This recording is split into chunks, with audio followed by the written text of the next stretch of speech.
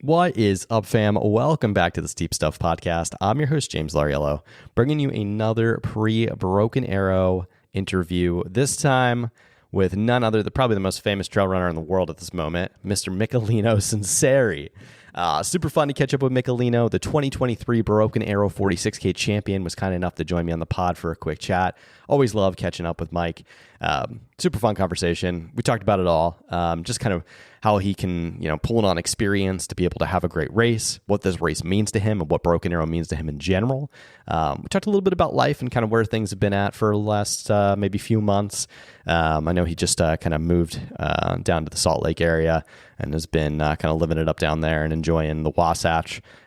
Just a fun conversation. Mike's a good buddy and, someone I genuinely look up to in the sport and enjoy talking to. So it's going to be fun to see how things shake out on race day. I hope he has an amazing race and wishing him the absolute best of luck. So without further ado, none other than Mr. Michelino Sunseri.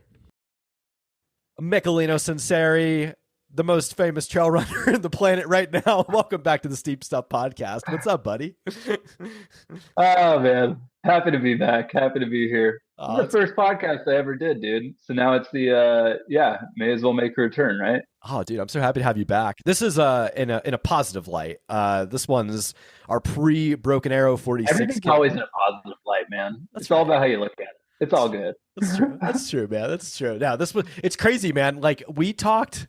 What the hell did we talk? It was like a few weeks before you went for the Grand. And then everything happened.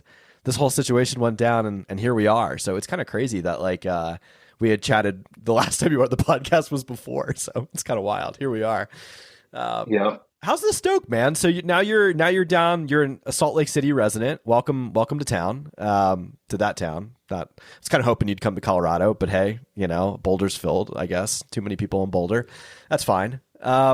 How's things going, man? Good, dude. Yeah. Well, just got in last night, actually. So got everything set up.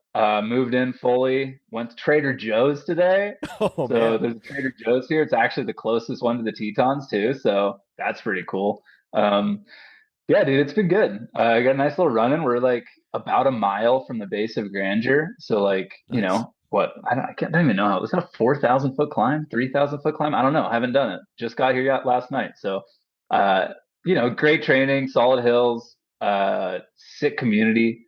I mean, I think I don't want to start any problems, but I think Salt Lake City probably has the best trail running community in the entire United States. Okay. In terms of talent. Garrett's here. That's right. I'm sure Garrett's. I think that's all you need, really. I'm sure Garrett's so excited to have you. He must be thrilled. I was literally on the drive down yesterday. He texted me like, "Hey, dude, you want to run at 5:30?" It's like, "No, dude. Like, I'm not even there yet. Like, I gotta unpack. Like, I gotta do all these things." It was like rain check. And then he asked me again today if I wanted to run. I was like, "Dude, let me get my shit together, man." Oh, he's so excited.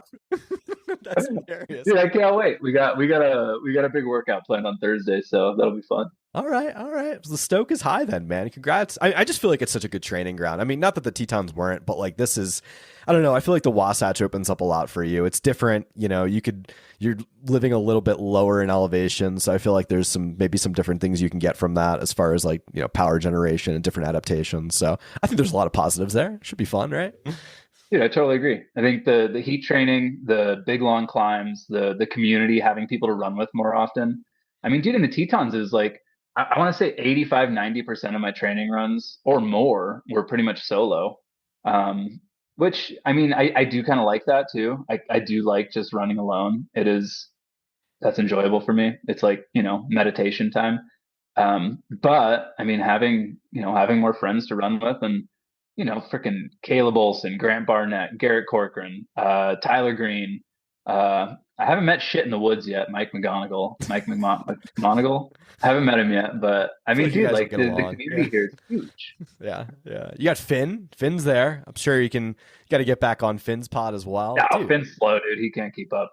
He's podcasting all day. You can quote me on that. I hope he listens to this. Shots fired. Oh, shots fired for sure. I've got some problems with Finn right now. I reached out to him yesterday trying to get a hookup for KJ, trying to get KJ on the pod before Broken Arrow. He's like, just DM him.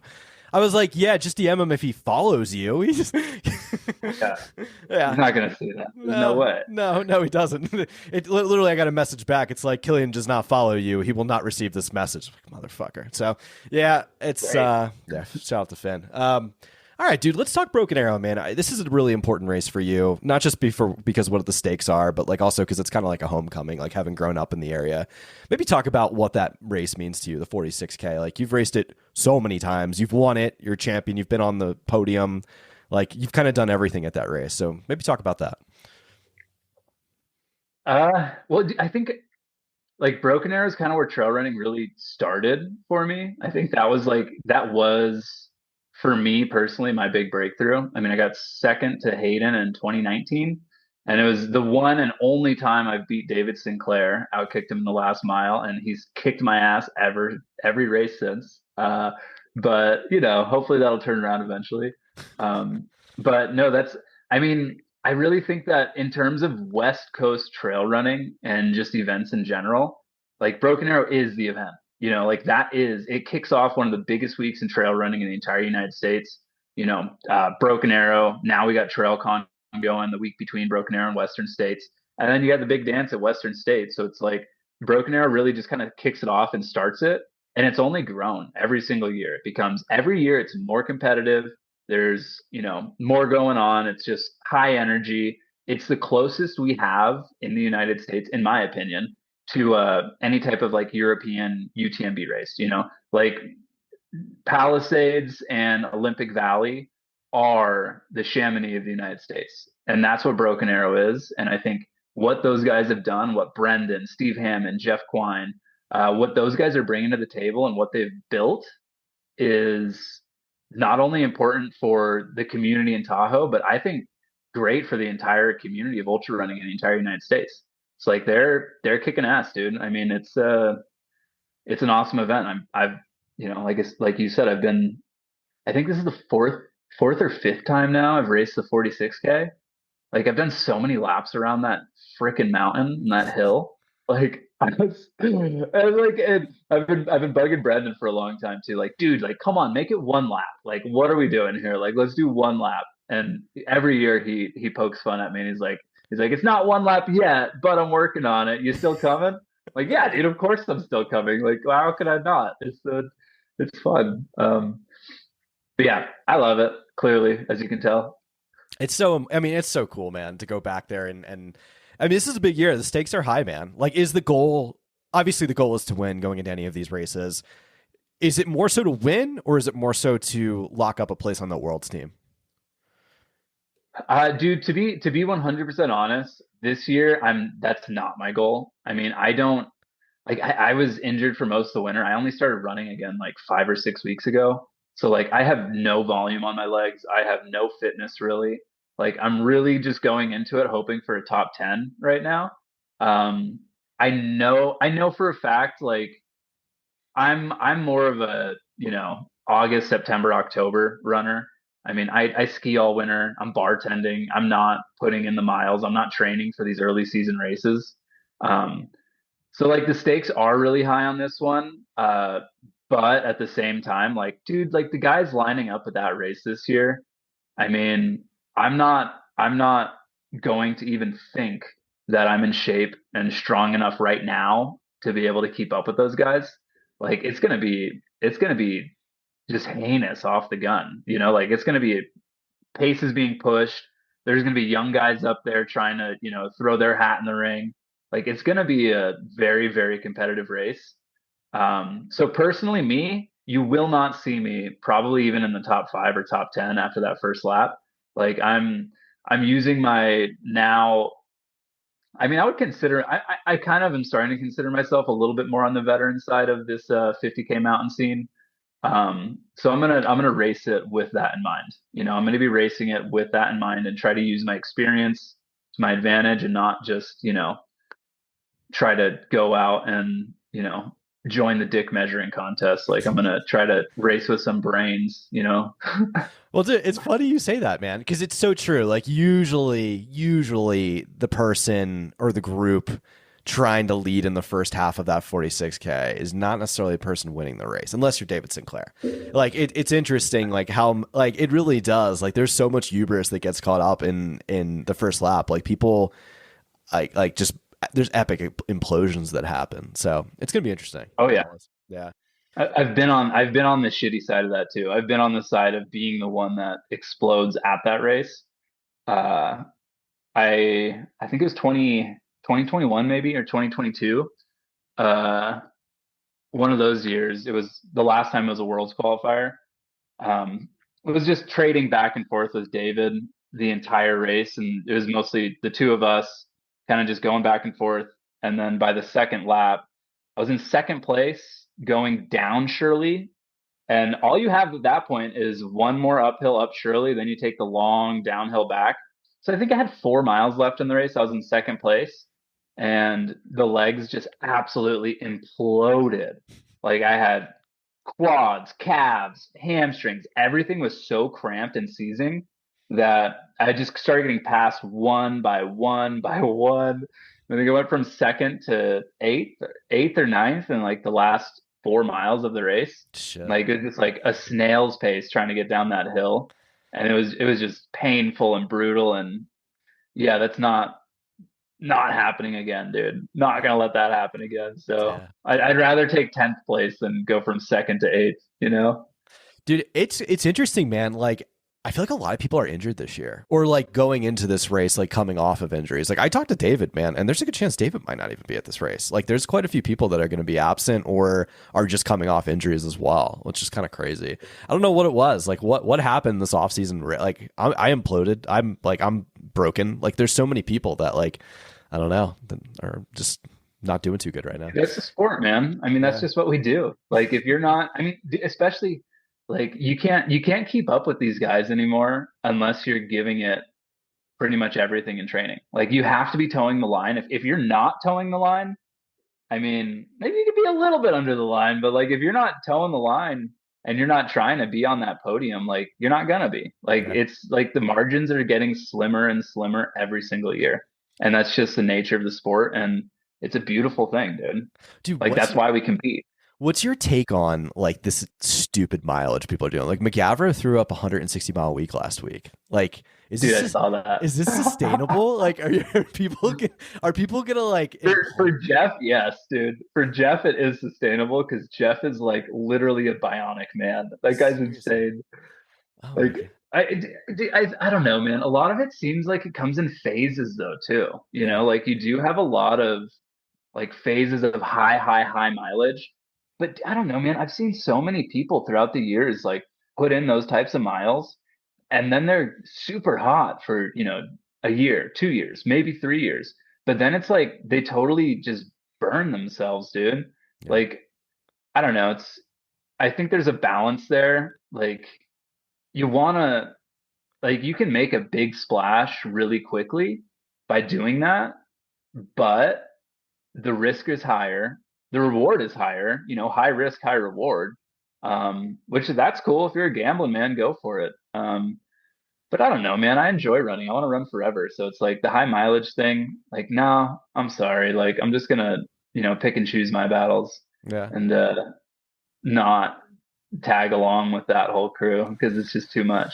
It's crazy. Dude, I mean, look at Anna Gibson though, dude. Like she does like she's pretty open about like what she does. She does not do crazy high volume. And she's a freaking world beater, man. I mean, this week, like I don't think we've figured out like how good Anna is yet. Like she has, Dude. I don't think so. I think like potential to be one of the best, if not like the best ever at some point in time. Like because she's so young by the time it's all said and done. Like I was astonished on how chill she looked like at the end. Like when we did it was like at Centipede we did like a finish line interview.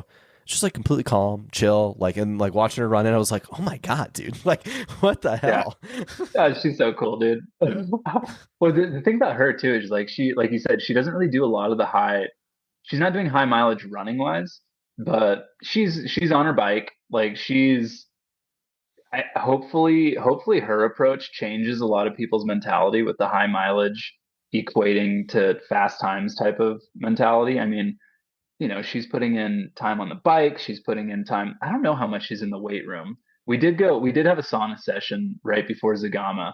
Um, I don't know how often she's doing that kind of stuff, but yeah, whatever she's doing, she's just got to keep doing it, and Yeah. she'll end up being one of the best for sure. Oh, easily, easily. Did you follow Sunapee at all? You got any hot takes from that race? I'm so upset that Dan Kurtz didn't make the team because he's my favorite short distance runner right now. Okay. Um, that's that's my that's my biggest take, I guess. The I was really surprised. I haven't heard of Taylor Stack, Oh, but I'm dude, that super kid's impressed nasty. by that guy. Yeah. Yeah. Like, oh, total, like, hell yeah, came out for me. I mean, I don't really follow the shorter distances that often. No surprise that David Norris won. I mean, David Norris, Cam Smith up there, Taylor. Wait, who's second again on the Mason. men's Mason side? was second. Mason. Yeah, Yeah. duh. Yeah. Um, I haven't met Mason yet either, but like, dude, these guys are so fast. Like the young crew Stupid. coming up through the ranks, like those guys got some wicked speed, man. Like Yeah. it's badass and it's really fun to watch. Yeah. Yeah, I wasn't surprised at all by the women. I think the women's team just makes the most sense, like that. But like for the men's team, yeah, my heart goes out to Dan, man. I haven't reached out to him yet or said anything, but like, yeah, like I felt really bad because dude, Dan was in the mix the entire time. Like at one point in time, I thought he was just gonna like going into the second lap, he was in the lead with Mason, and I think Norris was close behind. And I thought Dan was just gonna pull it off because it's just a stupid fast downhiller. And yeah, I don't know what happened on that second climb, but the race got away from him. And yeah, it's crazy. And like, kudos to Taylor for Yeah. being able to move up into that. Like, well, it was crazy to see the whole thing unfold. So yeah. Yeah, I mean Dan kind of said it himself too, like a week or two ago when, going for the segment over at Sanitas. Yeah. I mean, he kind of touched on it. I don't know if it was an Instagram post or a Strava post, but the whole idea of like trying to, bop around, find somewhere to sleep every night, like the inconsistency of the training while living in your van. Like that's such a romantic way to live life and to train and to experience trail running. And I think it is a beautiful thing. Um, but it does make for some harder, some difficulty in terms of, can you get the weightlifting in? Can you get, a good recovery and sleep patterns in? Are you eating right? Are you doing all these things that having a sense of stability really helps with? So I think he touched on that a little bit. I don't know if that still has something to do with it. I mean, Yeah. it could, but like, it's not like, dude, we're going to see so much more of Dan Kurtz over the years that I'm not sweating it. Yeah. No, for sure. For sure. I just felt bad for him because I know he was like, I know he wanted this one bad. So next time, dude, I was going to message him and be like, yo, you got to sign up for the Broken Arrow Ascent. Just fucking come to Broken Arrow. Dude, I texted him the same exact thing. I was like, dude, you see a Broken Arrow now, right? Please Oh. don't race the 46K, but I'll see you there, right? Yeah, yeah, yeah. All right, back to Broken Arrow. I know we're limited on time here because I know you got to go for it, but like, all right. So we know what this race will mean to you. What are you going to be racing in? What's the North Face shoe choice these days? I'm gonna go Infinite, the Infinite 3, which is unfortunately being discontinued. This is the last rendition of that model, and this is probably the last model of it I'll ever have, unfortunately. But the Infinite 3, Okay. yeah. All right. What's the plans for the rest of the year? What are you going to be doing the rest of the summer? Anything in particular on the docket? Dude, God only knows, man. I'm gonna wait and see about this whole worlds thing. I mean, best case scenario, I don't get my ass kicked too bad at Broken Arrow and can still get in on a resume spot. Okay. I'm kind of banking on that, hoping on that. Okay. So you are going to apply. I was kind of beating around the bush there. All right. All right. Oh yeah, no, 100% applied already. Yeah, Okay. yeah. Already got the application, background check, got the USATF membership. I got all the ducks in a row. So Tell at Tom this point, I Hooper. just need to perform. Tell Hooper he better fucking pick you, dude. Come on. Dude, I mean, if he, I hope so. I mean, come on, Tom, let's go, dude. Like, We- I suck in June. Like, I'm pretty good in September, though. if you get on the team, what would that mean to you?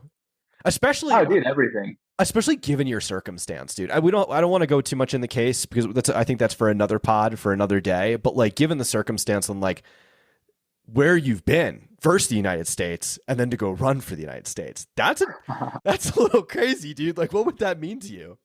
That'd be a pretty funny story there. Just like, A lot yeah. up and down. Um, I mean, I've been aiming for that goal for a really long time. I mean, the last few renditions of the race, I narrowly missed out. So I mean, yeah, that's been a goal for a really long time. I think if it, I don't know. I think in terms of mountain running, especially with this course in Spain, like that's like 100% the reason why I run is for courses like that. Like doing a marathon distance with 12,000 feet of vertical through technical mountain terrain. Like, dude, come on. Like that's literally like what I don't know. It's the whole entire reason for doing this sport is for things like that. So I mean, I feel like course profile and just being at that race is like that's so important. I mean, yeah, dude, even with all the legal mumbo jumbo and all that stuff, like that doesn't mean I'm not proud to be an American. That doesn't mean I'm not proud to represent my country. Like, of course I would be. I would be honored. Like, I don't like one scenario that this whole entire whatever legal stuff, like that doesn't make me hate my country. Like, no, it's just like a very, very small piece of it all. Like, it's a very small piece of the pie. And yeah, if I had the opportunity to represent the US, I would jump at that opportunity and do it in a heartbeat. There would be no question. It wouldn't even the determination's already been made. You know. It's a beautiful answer, dude. I think we'll end it on that. I know you're kind of tight on time here. Michelino, wishing you the best of luck, man. I can't wait till our next conversation. Next one we'll do it in person, and it'll be a long form one. We got a lot to chat about. We got to do a Joe Rogan style episode. Yeah, I'll see you. You're gonna be at Broken Arrow, right? No, man. I'm going out east. I leave Thursday. So it's my life's a mess right now. Suppose I was leaving Thursday to go race Cert Cannon and then Cert Killington, and we were gonna stay at my in-laws in they live close to the Vermont border, like in upstate New York. But now that I've got a cranky sacrum / SI joint that I haven't ran in 3 weeks. I've just been on the bike. So probably not racing this weekend. And I plan to hopefully maybe make it to Killington on zero fitness. So we'll see. So yeah, I don't know. Dude, bike fitness is fitness. You're good. Just keep biking. You're gonna be fine. I promise. I hopped on the treadmill for 5 minutes today and realized I could run. The joint was a little cranky, but can run. And I was like, oh, I feel pretty good. So I started cranking it up and seeing how fast I get. I don't know. So yeah, the goal is the goal is the goal is to get back. That's not how you do that, but all right. You know what, dude? Someone? I don't know if it was you or someone else was telling me about dry needling, and I've been doing a lot of dry needling, and that has saved me. I think the last time I saw you, maybe you were talking about it on your Achilles or something like that. But I've been doing it on my back with the chiropractor, and it makes a huge difference. I've been kind of blown away by it. So, oh yeah. I live by that stuff. I think it's fantastic. Yeah, it's good stuff. All right, next year I'll be at Broken Arrow, so I'll make it happen. Dude, enjoy your afternoon. Always good catching up, and we'll be in touch. All right, cheers, dude. Talk soon. See you, buddy.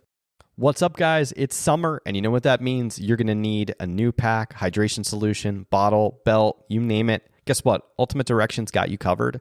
Guys, I don't know if you've been perusing on the Ultimate Direction site lately, but we've got 2 new vests that have just dropped. That's going to be the Ultra Vest 12 liter and the Race Vest 6 liter in 2 beautiful colorways. And you know what? Guess what? We also dropped a quiver. Finally, the quiver is here. The quiver is there. Get it on the website right now. Use code SteepStuffPod for 25% off. All of these things are already extremely affordably priced. I think Ultimate Direction does an amazing job at their pricing to make it affordable for athletes of all economic abilities. And guess what? You're going to get yourself an additional 25% off by using code SteepStuffPod. Like I said, it's summer. It's Broken Arrow week. It's crazy. That's the vibes are high. The stoke is high. You're going to need a new vest. You're going to need a hydration solution. Like I said, go to Ultimate Direction. They've got you covered. 25% off with the code SteepStuffPod, and you are all set out the door. So, guys, enjoy your week. It's Broken Arrow week. Go crazy, go wild. Guess what? Next week is TrailCon, and then we are in Western states. This is the best few weeks of our sport. So, it's wild. Woo!